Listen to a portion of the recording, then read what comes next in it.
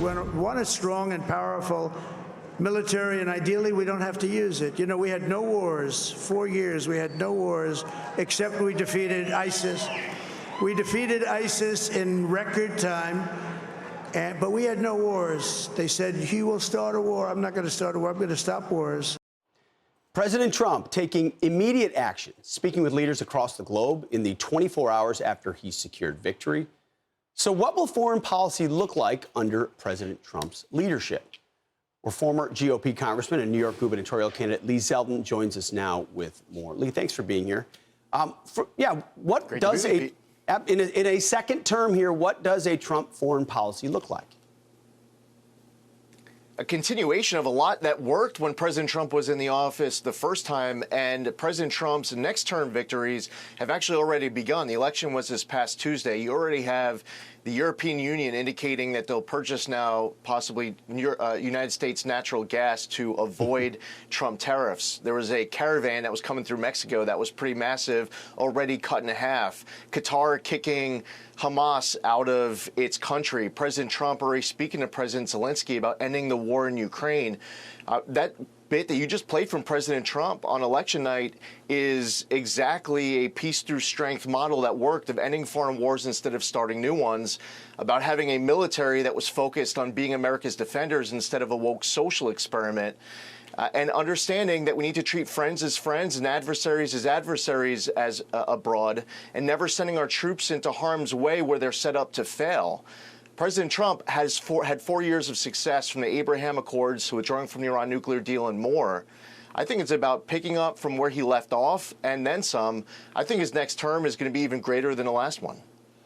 Which aspect of that do you think is most crucial? Because you just laid out a great list of things that have been done and will be done. When you're looking at moves he'll make early on, what do you put at the top of the list? Listen, the hottest commodity that President Trump's going to have is time. And President Trump isn't going to have the luxury of just picking one to focus on day one. And President Trump is going to have the ability, with good personnel around him and good policies around him, to look at all of the regions that are an issue and tackle all of them simultaneously out of the gate. So we have to combat illegal immigration and what's coming up through Mexico and flying into our country from other countries, at the same time as looking at an issue in Israel and their existential threats around them, to Ukraine and especially China. I think President Trump is going to have all of this at the top of the list, and he's going to be tackling all of it on day one. No, you're right. That southern border and our vulnerability there is a national security issue that will certainly be part of the many things he'll be addressing. Help us out, Lee. You know New York politics very well. It's been an interesting week in New York. So you have that Letitia James press conference, which was bizarre and super anti-Trump, and she presumed he's coming after everybody, and she holds this press conference. Yet Donald Trump had a very cordial call, according to Governor Hochul, a call with her about working in New York. So who's right? What's the future of how Donald Trump interacts with New York State and New York City? President Trump is showing that he truly wants to be the president for all Americans.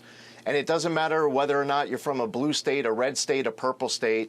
And inside of that state, you don't have to be a Republican or Democrat. Now, Kathy Hochul in 22 called on Donald Trump and Lee Zeldin to leave New York. Yeah. Just a couple weeks ago, she was saying that if you don't vote Democrat, if you vote for President Trump, that you're anti-American. That's not stopping President Trump from wanting to be a president for all Americans.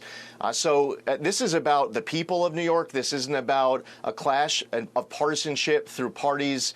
President Trump is making it clear to blue state governors out there and blue city mayors out there that he wants to be able to work with everybody in order to deliver for all Americans. I absolutely love it. And it's truly the leadership that we needed for unity that President Biden spoke about on his inauguration and gave up on the next day.